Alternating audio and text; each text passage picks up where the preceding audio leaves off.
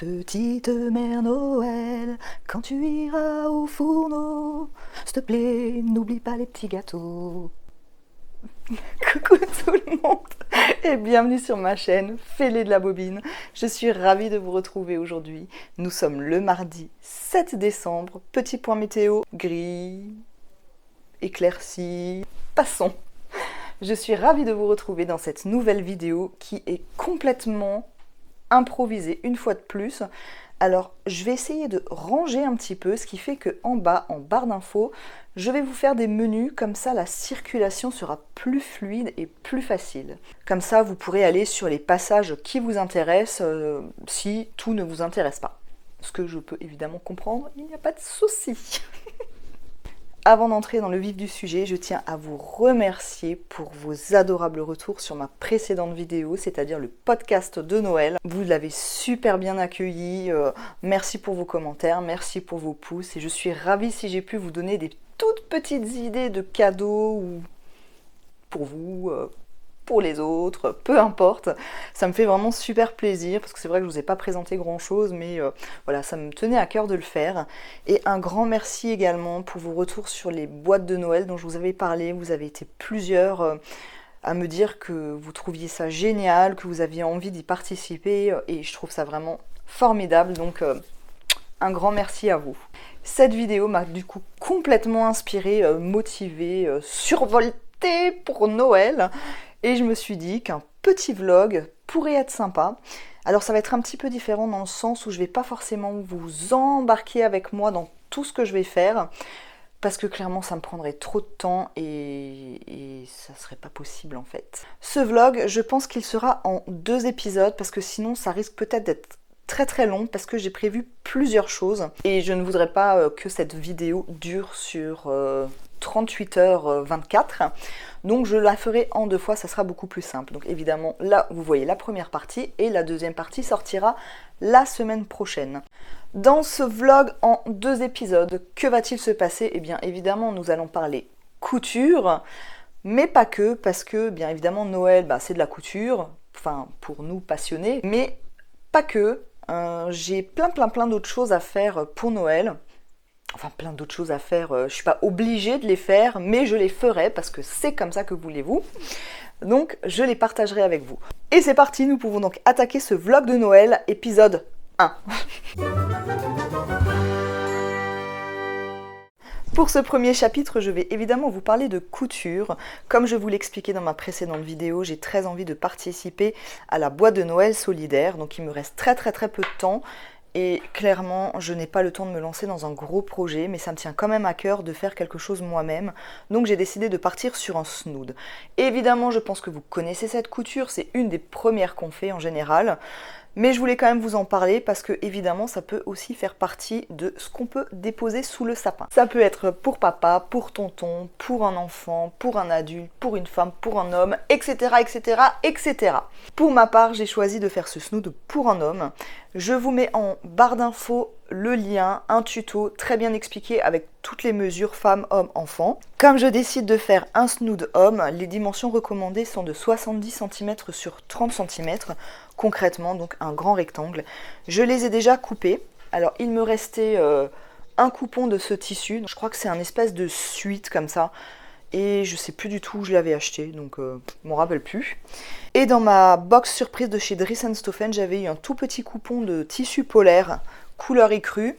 Et donc je vais utiliser un petit morceau également de ce polaire. Comme ça, ce sera bien chaud et c'est exactement ce qu'il faut.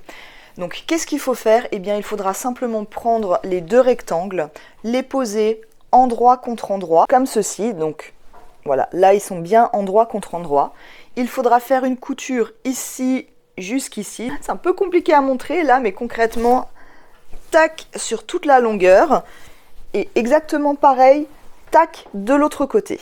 Je vais déjà faire ça et je reviens. Voilà, mes coutures ont été faites donc sur toute la longueur en haut et en bas. Maintenant, ce qu'il faut faire, eh bien, c'est retourner comme une chaussette le tube. Donc, hop, comme ceci. Donc, concrètement, je le mets sur l'endroit. Et ensuite, on retourne pour que, en fait, les 2 extrémités soit endroit contre endroit. Donc là, on voit très bien qu'il y a l'endroit, et là, pareil, et donc on fait coïncider en fait endroit contre endroit. On aplatit les coutures ici et de l'autre côté également. On fait coïncider, on épingle le tour. Globalement, ça donnera quelque chose comme ça. Quand ce sera bien épinglé, ce sera mieux. Et donc, il faudra faire une couture sur tout le tour en laissant environ 5 cm, tout simplement, après pour pouvoir retourner. C'est parti, on y va.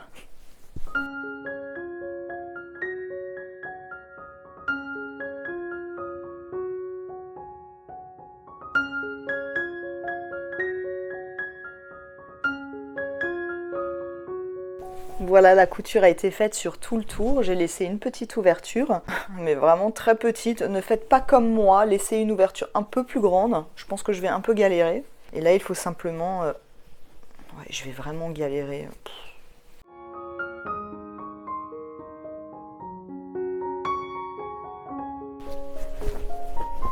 J'ai enfin réussi!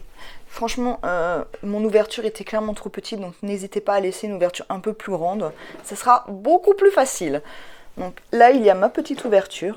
Alors là, c'est où effectivement vous pouvez coudre, faire une surpiqûre, mais franchement, c'est pas ce qui va être plus joli. Donc le mieux, c'est quand même de faire une petite couture au point visible. Ça sera nettement mieux. Tout simple. Il n'y a pas de fioriture, hein, on est bien d'accord. Il est complètement réversible, on peut très bien le mettre dans ce côté-là ou le côté polaire pour que ce soit plus doux. Ce que ça donne, bon c'est pour un homme, hein, moi j'ai une toute petite tête. Donc, je vais finir ça et ensuite je vais emballer ma boîte de Noël solidaire, comme ça je pourrai aller la déposer. Et je suis ravie d'avoir eu le temps de faire un petit quelque chose. Alors c'est vrai que c'est pas grand chose, mais encore une fois c'est une couture qui est facile, rapide. En toute franchise, découpe comprise, c'est peut-être allez, 20 à 30 minutes. Donc si on n'a pas le temps, je trouve que ça fait un cadeau vraiment chouette à déposer sous le sapin. Alors évidemment, on peut le personnaliser, on peut rajouter des petits rubans, on peut le faire en différentes couleurs, style patchwork. Franchement, là aussi, il y a vraiment moyen de faire travailler son imagination. Il y a plein de possibilités aussi, alors pas dans la forme. Franchement, c'est aussi un moyen de s'éclater ou de faire une couture rapide, facile et super efficace. Donc voilà, vous connaissez certainement, mais parfois on n'y pense pas toujours à faire des choses super simples, faciles et rapides, alors que franchement c'est une super idée de cadeau à glisser sous le sapin. Voilà, et bien maintenant je vais pouvoir terminer et finir ma boîte.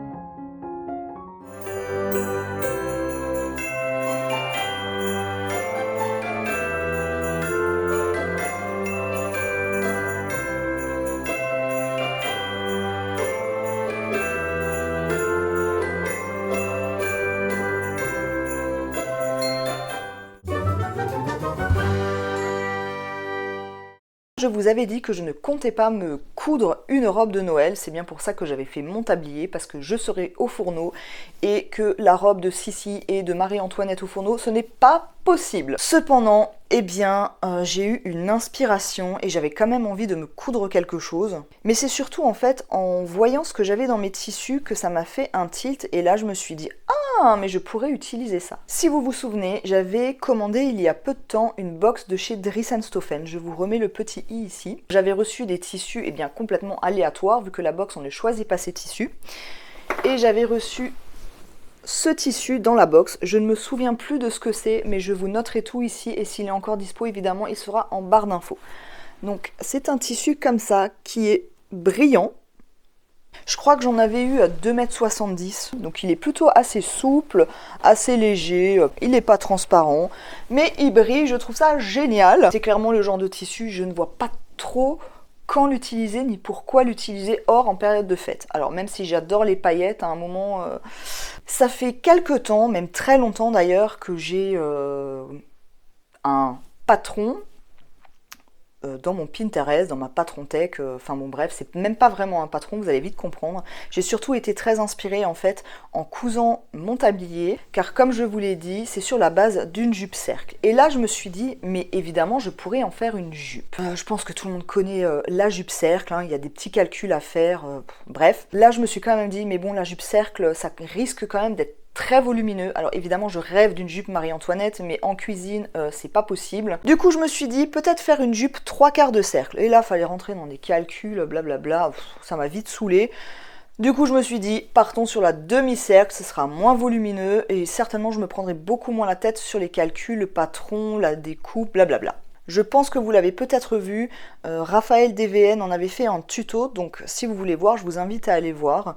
Moi j'ai un petit peu regardé sur Pinterest, évidemment j'avais vu la vidéo de Raphaël, qui est vraiment super bien faite. De toute façon, voilà, ça n'a rien de compliqué. Il suffit de prendre son tour de taille, vous ajoutez 2 cm d'aisance, de marge de couture, et vous divisez par 3,14 et ça vous donne un résultat. Par exemple, je fais 80 cm de tour de taille, bon, ça dépend des jours, j'ajoute 2 cm, ce qui me donne 82 cm, que je divise par 3,14 et nous sommes à 26,43 cm. Ces 26,43 cm, ça nous servira pour le premier rayon. Vous voyez, vous partirez d'ici, là vous ferez 26 et des bananes comme je vous ai dit, là les autres 26 et hop, tac, on fait un cercle, on va dire. Hein.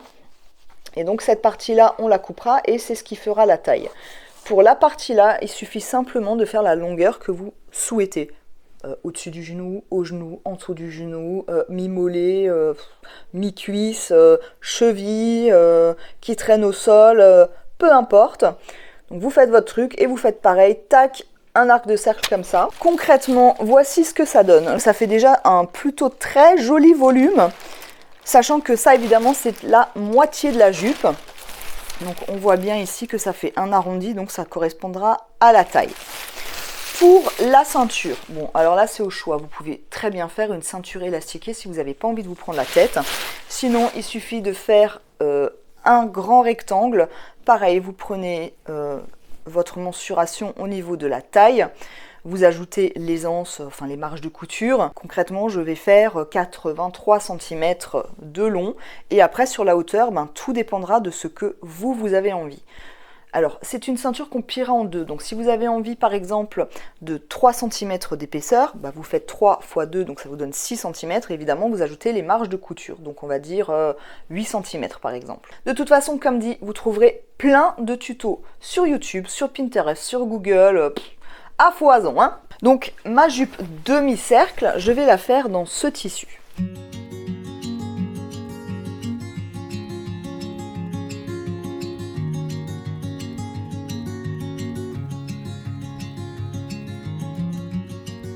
Je vous retrouve, j'ai coupé la jupe.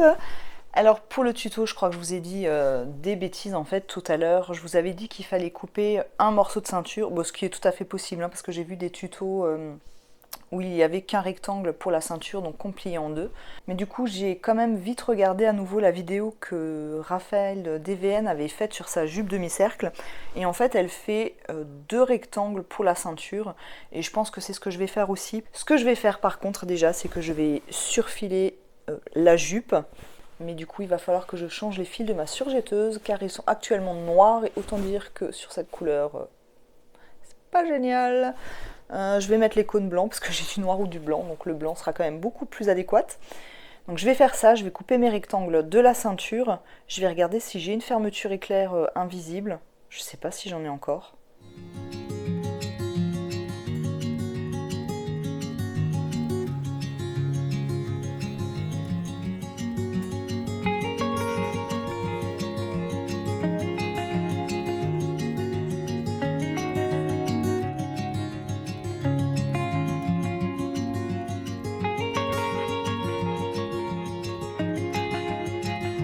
Je vous retrouve, nous sommes mercredi, donc le lendemain.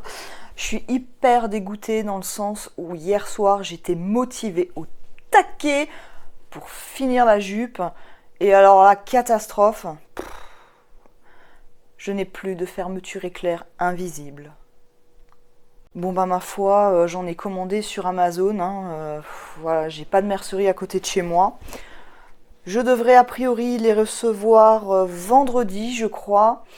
Ce qui fait que je ne suis pas certaine de pouvoir finir la jupe avant que je vous poste la vidéo. Bref, c'est pas grave. En tout cas, j'ai déjà surfilé, je crois que ça je vous l'avais montré, je m'en rappelle plus. Pour la deuxième partie de la ceinture, en fait, je l'ai entoilée, comme le tissu est quand même relativement souple. J'ai utilisé un drap en coton qui me restait pour rigidifier un petit peu. Et donc, je l'ai, comment dire, je l'ai surfilé en même temps. Et la jupe, eh bien ma foi, j'ai quand même réussi à poser la première partie de la ceinture. Alors je l'ai vite essayé comme ça, va falloir que je dégonfle un peu du bide, hein, parce que sinon ça va être un petit peu serré. Hein.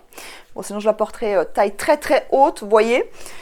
Bon, vous voyez, genre style empire quoi.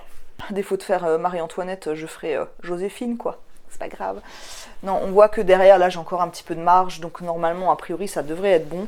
Mais évidemment, il faudrait que je la porte plutôt comme ça. En mettant une gaine, ça devrait le faire.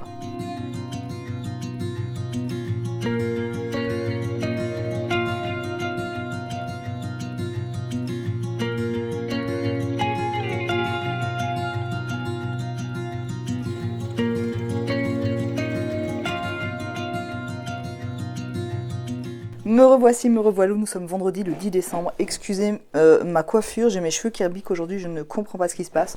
Bref, je suis ravie, j'ai reçu mes fermetures éclairs invisibles. Du coup, je l'ai tout de suite montée, comme vous avez pu le voir. Je suis un petit peu deg parce que j'ai l'impression que c'est bien la première fois que j'avais des fermetures éclairs invisibles. J'en avais déjà acheté, mais elles ne ressemblaient pas à ça. Donc je pense que clairement, on m'avait envoyé des fermetures qui ne l'étaient pas. Et c'est peut-être pour ça que, quand je l'ai montée, elles n'étaient pas invisibles. Bref, c'est pas grave, maintenant je ferai beaucoup plus attention. Je l'ai montée, mais elle n'est pas hyper invisible non plus. Je suis un peu deg. Par contre, vous pourrez remarquer que mon raccord est carrément parfait, enfin je trouve, mais c'est pas invisible. Alors je vais essayer de trichoter un petit peu en repassant, je sais pas. Et je sais pas pourquoi c'est pas invisible en fait. J'ai regardé un tuto, j'ai fait tout pareil et chez moi ça donne pas aussi bien. Personne ne devrait regarder ce détail, je présume. Ce qu'il va falloir que je fasse maintenant, eh bien, c'est mettre ma deuxième partie de la ceinture. Je vais la coudre endroit contre endroit. Je vais faire un espèce de schmilblick. Franchement, il y a plein de tutos, donc je vais pas m'embêter à vous faire un tuto. Je suis pas forcément douée pour ça. Donc, une fois que la ceinture sera posée, eh bien, je vais fermer la jupe au niveau du dos, donc là où il y a la fermeture. Et quand ce sera fait, je pourrai attaquer l'ourlet. Là, je l'ai vite essayé et concrètement, c'est carrément trop long. J'ai une traîne à l'arrière et j'ai une traîne à l'avant. Et bref, comme c'est une jupe cercle, j'ai une traîne tout autour de moi. Si on veut éviter le plâtre à Noël, clairement, il va falloir que je coupe et donc que je fasse mon ourlet.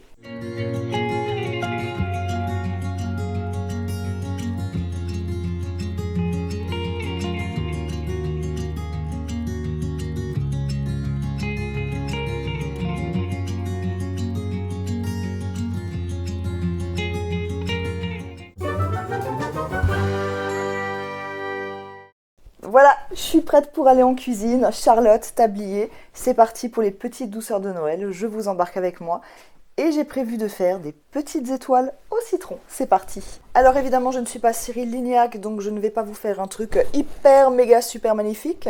Mais c'est parti pour la recette, je vous donne les ingrédients, mais de toute façon, je vous mets tout en barre d'infos. Si vous me voyez regarder par là, comme ça, c'est tout simplement que j'ai posé ma recette et je ne m'en rappelle pas par cœur. C'est parti, on y va.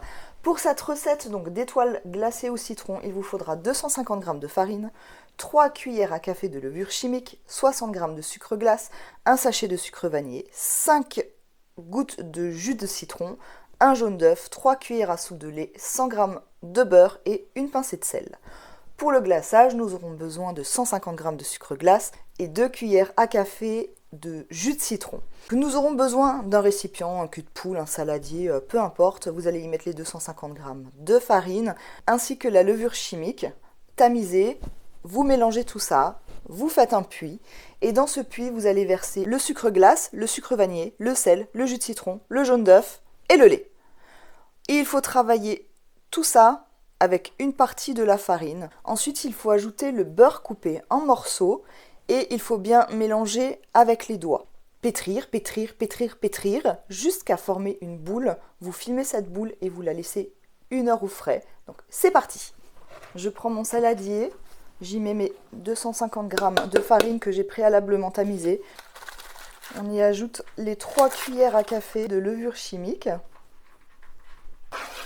et on mélange.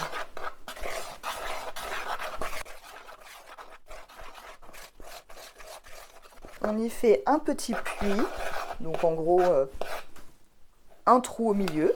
J'ajoute mon sucre glace au milieu, mon sucre vanille.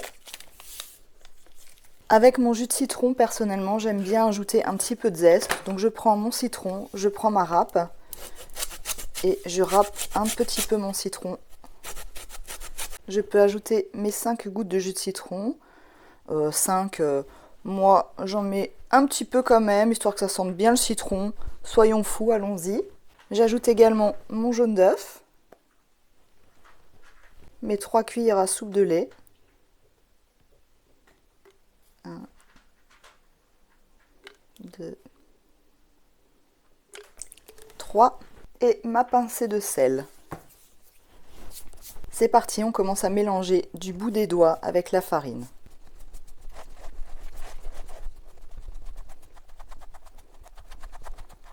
Et je peux ajouter mon beurre en morceaux. C'était pas précisé dans la recette s'il fallait du beurre à température ambiante ou du froid. Le mien est carrément à température ambiante et c'est beaucoup plus simple à malaxer quoi. Donc c'est parti, on malaxe.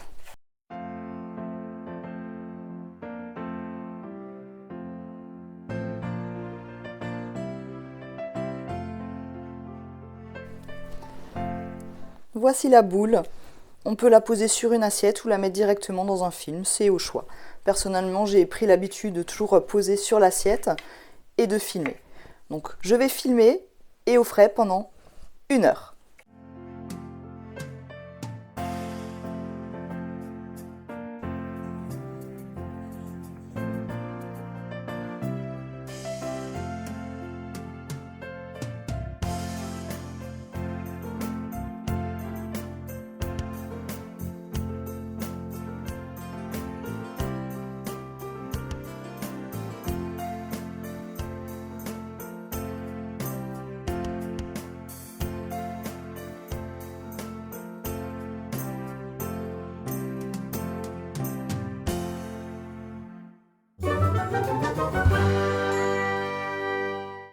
Il est temps de vous parler de ma couture numéro 2. Je vais vous insérer une petite image en fait de ce que j'aurais bien souhaité dans le style et la forme, donc ceci. Comme vous pouvez le voir, un col plutôt victorien, des manches bouffantes, quelque chose de fluide, enfin bref, ça aurait été vraiment ce style-là. Du coup, eh bien, je n'ai pas trouvé de patron. J'avais pas forcément envie de dépenser non plus une fortune, c'est bon avec Noël qui arrive, tout ça. J'ai déjà prévu de m'acheter un patron, donc il y a un moment, il faut choisir. Avouons que Noël, c'est quand même pas mal de frais. Hein. Donc j'ai fouillé dans tous mes burdas, dans tous mes magazines pour voir si je trouvais ce style-là. J'ai pas vraiment trouvé. Mais du coup, je suis tombée sur un patron que je trouvais plutôt sympa et je me suis dit, je vais partir là-dessus. Alors je crois que je vais encore me lancer dans un projet. Je l'ai trouvé dans ce burda. Qui date de août 1980. J'ai trouvé ce petit chemisier que je trouve trop mignon, qui fait plutôt style Caroline Ingalls, encore une fois. Là, il y a des galons de dentelle et il y a des... Ils appellent ça des nervures. Donc j'ai regardé un petit peu sur internet, je crois, et j'ai vu qu'en fait, ça se faisait avec ce pied-là, qui est strié en fait à l'arrière, je ne sais pas si on voit bien. Il semblerait que ce pied s'utilise avec l'aiguille double. Je n'ai jamais utilisé d'aiguille double et je n'ai jamais fait de nervure comme ceci. Il y a beaucoup de détails sur l'avant, je vais quand même vous montrer. Les 3 premiers plis, eh bien c'est là où il faudra faire ces fameuses nervures. Ici on nous indique que c'est pour poser le galon, mais je pense pas que j'en poserai parce que je ne suis pas certaine d'en avoir, je ne crois pas. Voilà, donc une patte de boutonnage que je dois découper également à part dans le tissu. Donc il y a plusieurs nervures, je crois qu'il y en a 3 ici, et il y en a 3 ici, et je crois que c'est tout. Évidemment, les marges de couture ne sont pas incluses chez Burda, donc je les ai incluses. Je peux déjà vous montrer le tissu que j'ai choisi pour le haut. Rien de festif, c'est ce tissu. Je voulais quand même quelque chose que je puisse porter ultérieurement. Il vient de chez Emmaüs, c'est un drap. Ça fait un peu vintage, enfin non, ça fait carrément vintage, en fait c'est vintage. Bref. Ça fait vintage, hein. Bah oui, mais en même temps, cocotte, tu l'as acheté à Emmaüs, quoi. Oui, c'est clairement vintage, là, pour le coup. Bref. La jupe sera comme ça, et le haut sera comme ça. Je sais pas si vous arriverez à vous rendre compte, mais moi, je trouve que ça match parfaitement. Ça donnera un petit côté Marie-Antoinette dans le petit Trianon, vous ne trouvez pas? Je trouve ça exquis.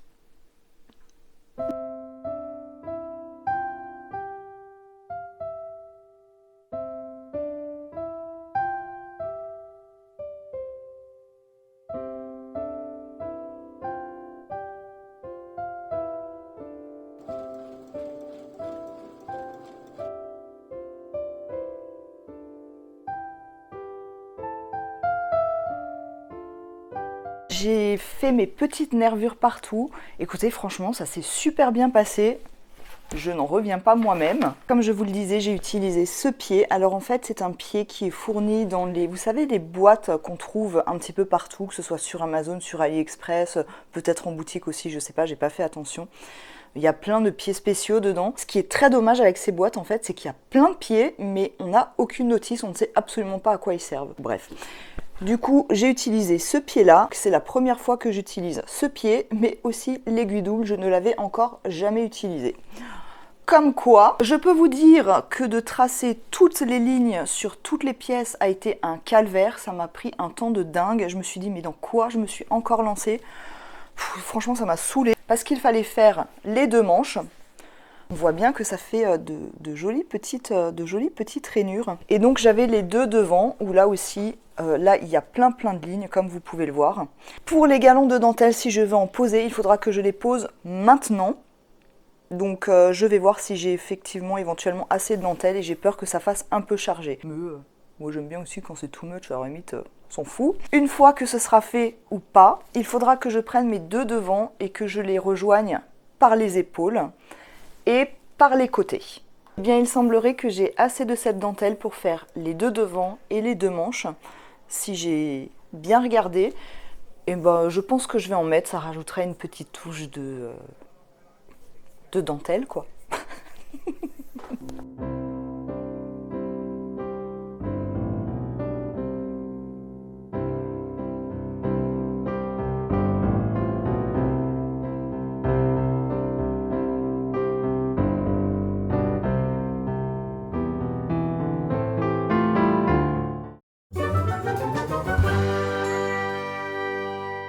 Je voulais absolument vous parler d'une autre couture, j'ai eu très envie de la faire, j'ai d'ailleurs toujours très envie de la faire. Le problème c'est que j'ai pas encore eu le temps de la faire, tout simplement parce que j'ai mis du temps également à trouver le patron. C'est un petit gnome. Alors oui, là j'en ai un, celui-ci m'a été offert il y a 2, 3, 4 ans, je ne sais plus. Il est en bois avec juste de la fourrure collée dessus et un bonnet en feutrine, mais je trouve ça tellement mignon les petits gnomes que j'avais envie d'en coudre et j'ai eu un mal fou à trouver un patron qui soit gratuit, parce que des payants j'en ai trouvé tout plein, mais franchement j'avais pas envie de dépenser 12 € pour un patron, pour un gnome. Bon bref, il y a énormément de tutos aussi pour apprendre à faire des gnomes avec des chaussettes. Alors des chaussettes orphelines, j'en ai à la pelle, mais franchement elles ont rien de glamour, donc ouais, j'ai laissé tomber l'idée, j'avais pas envie non plus. Et sinon, il y a des tutos où il y a 15 000 points de colle. Moi j'avais pas envie d'un truc là qui bave la colle à Noël, c'est pas du tout ce dont j'ai envie. Bref, tout ça pour dire que j'ai réussi à trouver un patron avec des explications. Ce n'est pas en français, par contre il y a une vidéo, je vous mettrai tout en barre d'infos et on comprend quand même relativement bien. Alors je n'ai pas encore fait ce patron encore une fois, donc je peux vraiment pas vous dire ce que ça vaut. Mais comme ça, en regardant la vidéo, moi j'ai trouvé que c'était quand même plus ou moins clair. Ça a vraiment pas l'air super compliqué. Et là encore, je trouve que, eh bien, on peut utiliser ces chutes et donc je trouve que c'est super intéressant. Pour le patron, il me semble qu'il y a 2 tailles, si je dis pas de bêtises, parce que moi j'ai pris la taille XXL. Alors concrètement, c'est sur des feuilles comme ça. Je crois qu'il y en a 5 peut-être, 4 ou 5 à imprimer, rien de plus. J'ai déjà coupé certains de mes patrons. Donc voilà. Donc là par exemple, c'est le corps. Donc on voit qu'il faudra faire un truc comme ça. Donc le chapeau, donc là ça fait quand même un gnome qui est plutôt grand. Comme je n'ai pas encore jeté toutes mes petites chutes, je pourrais rembourrer le petit gnome avec. Dans le tuto, il préconise un espèce de... Je me demande si c'est pas du polystyrène, je sais pas trop ce que c'est en fait. J'ai vu aussi qu'il y en a qui le remplissaient avec du riz dans le fond et puis après de la mousse ou des chutes aussi, hein, peu importe. En tout cas, j'ai très envie d'essayer de le faire. J'espère vraiment avoir le temps de pouvoir le réaliser. Mais j'avais quand même envie de le partager avec vous, ce tutoriel, parce que ça peut peut-être vous intéresser comme un petit cadeau de Noël aussi. Perso, j'ai très envie d'en faire pour en mettre en déco. Je trouve ça super mignon et aussi pour utiliser mes chutes ou des tissus qui traînent depuis des plombs mais que je n'utilise pas et qui pourront très bien aller pour Noël. Voilà, donc j'ai envie de faire des petits gnomes pour les dispatcher à droite à gauche en déco dans la maison, ou pourquoi pas aussi en faire des plus petits à mettre sur la table. C'est aussi quelque chose qu'on peut offrir. Voilà, donc j'avais envie de le partager avec vous. Ça m'embête vraiment de ne pas avoir eu le temps de le faire. Si j'y arrive, je vous mettrai ça dans l'épisode 2. Comme ça, vous pourrez au moins voir à quoi ça ressemble. Mais je me suis dit que j'allais quand même vous mettre tout de suite le lien, parce que si vous avez envie de le faire, que vous ne soyez pas pressé par le temps. Là, il reste encore un tout petit peu de temps, mais c'est clair que si vous le voyez 2 jours avant Noël, ça va être quand même un peu ric-rac. Voilà pour ce petit gnome. Alors comme dit, ce ne sera pas ce gnome-là, mais un gnome, ça reste un gnome. La forme est quand même plus ou moins celle-ci, donc voilà. Encore une fois, j'espère vraiment pouvoir vous montrer cette couture. Mais n'oubliez pas, en barre d'infos, vous avez tous les liens.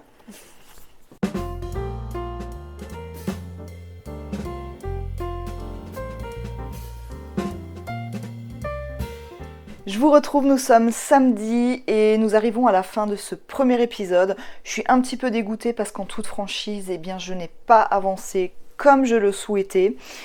J'ai eu la petite mésaventure de la fermeture éclair que j'ai dû attendre. Bon, ça ne m'a pas empêché d'avancer sur le chemisier, mais je n'ai pas réussi à tout faire.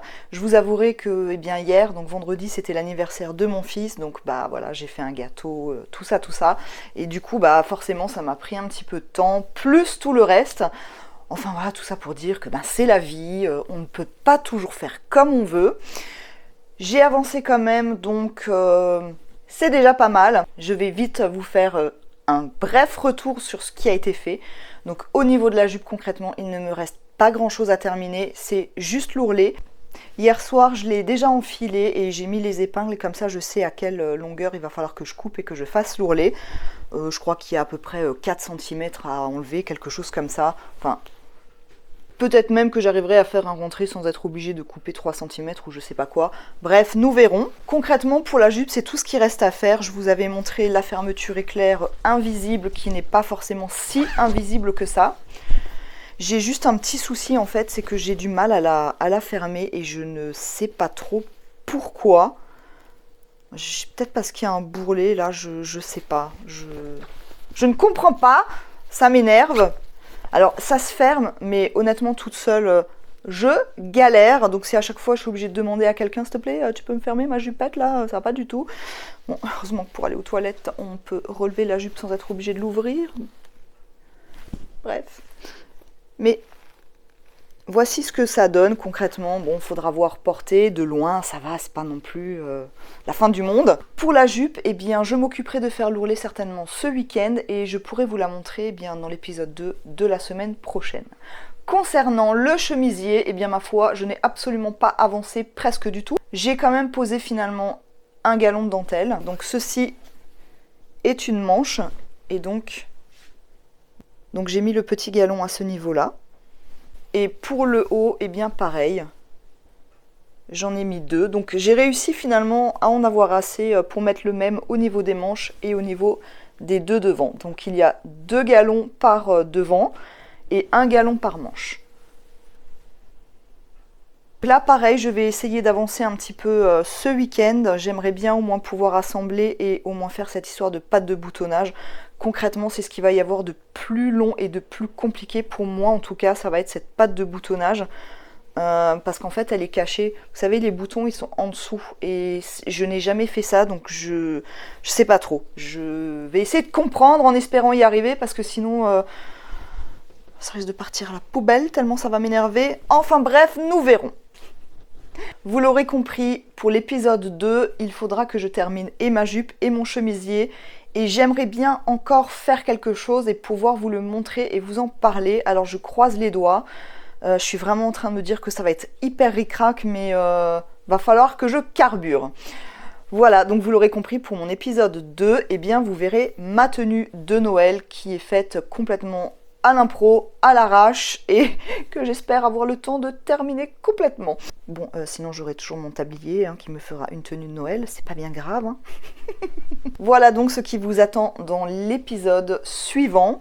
Je pense qu'il y a des étapes que je ne filmerai certainement pas, je pourrais vraiment pas rentrer dans le détail et vous faire un vlog comme j'ai l'habitude de le faire. Tout simplement parce que, comme je vous l'ai déjà expliqué, ça prend énormément de temps et clairement ce temps je ne vais pas l'avoir, sinon je finirai en tablier avec juste un slip en dessous. Bon, j'ai toujours mon slip Marie-Antoinette, mais bon, bref.